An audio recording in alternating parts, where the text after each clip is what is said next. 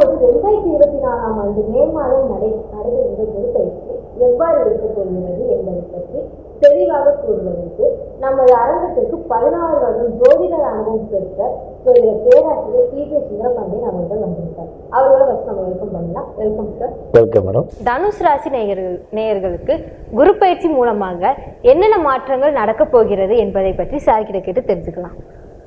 தனுஷ் ராசி அப்படிங்கிறது வந்து பார்த்தீங்கன்னா காலபுருஷன் ராசியில் 9ஆம் ராசியாக வருகிறது. அந்த ராசியின் அதிபதி யாருன்னு பார்த்தீங்கன்னா குரு பகவான். இப்போ நம்ம பேச போகிறதும் குரு பயிற்சியை பற்றி. அப்போ ஒரு குரு பகவான் 6ஆம் இடம், அதாவது தற்போது வரை 5ஆம் இடத்துல அமர்ந்திருக்கார். மேச ராசியில் அமர்ந்திருக்கார். குரு வந்து 5ல் அமர்ந்தார். இப்போ தனுசு ராசிக்கு 6ஆம் இடத்துக்கு அவர் செல்கிறார். ரிஷப ராசிங்கிறது தனுசு ராசிக்கு 6ஆம் இடம் அப்படின்னு சொல்லுவோம். இந்த 6ஆம் இடத்துக்கு செல்வதை என்ன மொழி கொண்டு அழைப்போம் அப்படின்னா சகட குரு அப்படின்னு. சகட குரு அப்படின்னா சங்கடங்களை, கஷ்டங்களை அப்படின்னு சொல்கிறாங்க. அப்போ ஒரு ராசியின் அதிபதி அவரே போய் 6ஆம் இடத்துல மறையிறதுங்க அப்படின்னா நமக்கு பிரச்சனை ரொம்ப நம்ம ஓரமாக புரிஞ்சுக்கிறோம் பார்த்தீங்களா. அதே மாதிரி தான் 6ஆம் இடம் அப்படிங்கிறது. அப்போ 6ஆம் இடத்துல குரு மறைவதுங்கிறது ஒரு விதமான சூழ்நிலையை பார்க்கும்போது நிதானத்தை கடைபிடிக்க வேண்டும் அப்படிங்கிறத தெரிஞ்சுக்கணும். அதிகமாக கோபப்படக்கூடாது.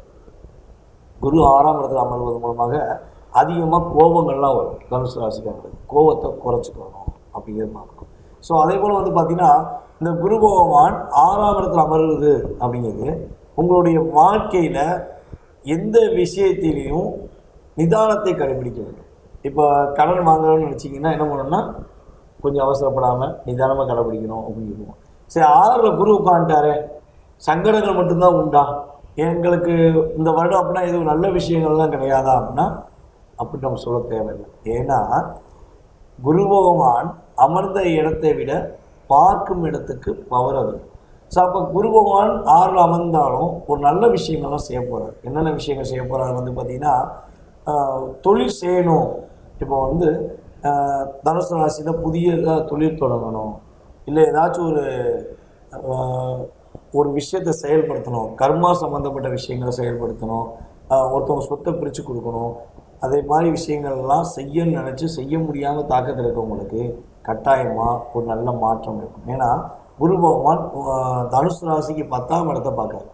இப்போ நான் வந்து நான் எங்கேயாவது இருந்தாலும் என்னோடய தொழில் நான் பார்த்துக்கிட்டே என்ன செய்வேன், தொழிலில் கவனம் செலுத்தவும் மாட்டேன்னா, நான் அந்த தொழில் ஸ்தானத்தில் இல்லை, தொழில் பண்ணுற இடத்துல இல்லைனாலும் தொழிலை இந்த இன்டைரக்டாக ஒரு பார்வை மூலமாக பார்க்கும்பொழுது என்னுடைய பார்வை மூலமாக என் தொழில் என்ன பண்ணும், வளர்ச்சி. அதே மாதிரி தான் குரு பகவான் 6ல் அமர்ந்தாலும் தன்னுடைய விசேஷமான பார்வைன்னு சொல்லுவோம், 5ஆம் பார்வை, அந்த பார்வை மூலமாக கன்னி ராசியை பார்க்குறது பார்த்தீங்களா. அப்படி பார்க்கறதுனால தொழில் ஸ்தானம் மேன்மை அடையும். புதிய தொழில் சம்பந்தப்பட்ட விஷயங்கள் தொடங்குவதாக இருந்தால் பார்ட்னர்ஷிப்பில் தொடங்கக்கூடாது. தனிப்பட்ட முறையில் தொடங்குறதா இருந்தால் சுய ஜாதகத்தை பார்த்து செக் பண்ணி பண்ணலாம். பார்ட்னர்ஷிப் சம்மந்தப்பட்ட விஷயங்களில் தொழில் தொடங்குவதை இந்த வருடத்தில் உறுதியாக அவாய்ட் செய்யும். கட்டாயமாக என் ஃப்ரெண்டு சொன்னார், இல்லை என்னுடைய சொந்தக்காரங்க ஒருத்தவங்க சொன்னாங்க, நீ பார்ட்னர்ஷிப் செய்வோம், உனக்கு தொழில் சூப்பராக போகும் அப்படின்னாங்க அப்படின்னா அவசரப்பற்றக்கூடாது. சரியா? அதுக்கு அடுத்தபடியாக வந்து பார்த்தீங்கன்னா கேது ஏற்கனவே 10ல் உட்காந்துருக்காரு.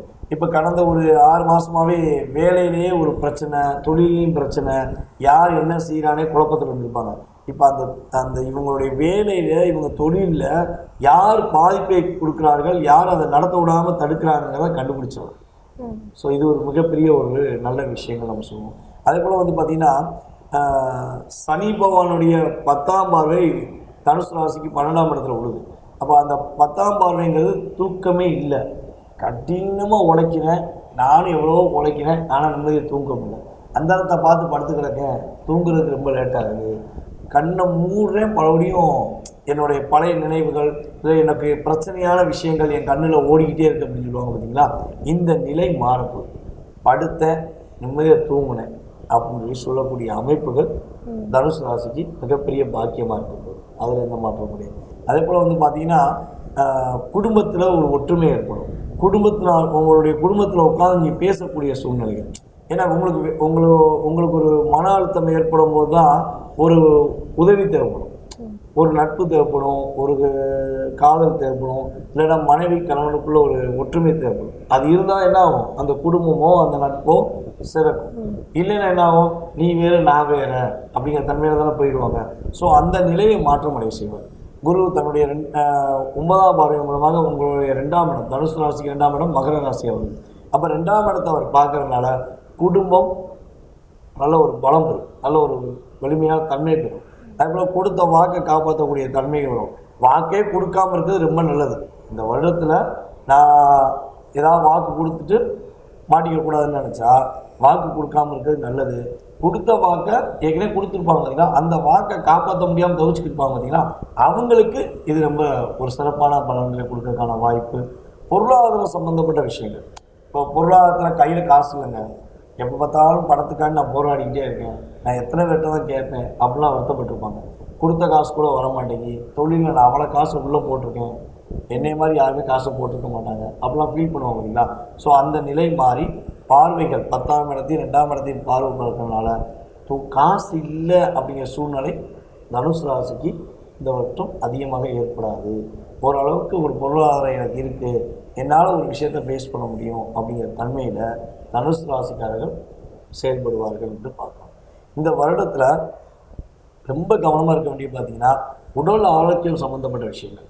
ஏதாவது சின்ன பிரச்சனை வரும், என்ன பண்ணுவோம், ஒரு சின்ன ரோட்டில் போய்கிட்டே இருப்போம், பட்டுன்னு ஒரு கல்லை அடிச்சிருச்சு, கல்லில் போய் நம்ம இடிச்சிருவோம். நம்ம என்ன சொல்லுவோம், கல் என்னை இடிச்சிச்சுன்னு தான் சொல்லியிருக்கோம். கல்லில் போய் நாங்கள் முட்டிட்டேன்னு சொல்லணுமா, இடிச்சிட்டோமா சொல்லணுமா, சொல்ல மாட்டோம். ஏன்னா எப்பவுமே நம்ம பிரச்சனையை மற்றவங்க மேலே பழிய போட்டு தப்பிக்க தான் பார்ப்போம். இது எல்லாருமே நம்ம சின்ன பிள்ளையிலேருந்து எப்பயுமே பார்த்திங்கன்னா இதை கலோக்கியலாகவே சொல்லி போயிட்டோம், முள்ளு குத்திருச்சு அப்படிம்பாங்க. ஸோ இதே மாதிரி தான் ஒரு பிரச்சனைகள், ஒரு கவலைகள், தடைகளை விலக்குக்கு ஒரு குரு பார்வை நமக்கு வேணும். அந்த ஒரு மிகப்பெரிய ஒரு பிரச்சனையிலேருந்து நீங்கள் வெளியே வருவதற்கு, உங்களுடைய வாழ்க்கையில் மிகப்பெரிய ஒரு மாற்றம் ஏற்படுவதற்கு, நிதானமான தன்மை கிடைப்பதற்கு குரு பார்வை மூலமாக உங்களுக்கு கிடைக்க போகிறது நிதர்சனமான உண்மைகள். கவனமாக செயல்படுங்க. உடல் ஆரோக்கியத்தில் சின்ன சின்ன பிரச்சனைகள் ஏற்பட்டுச்சா உடனே ட்ரீட்மெண்ட் பண்ணுங்க.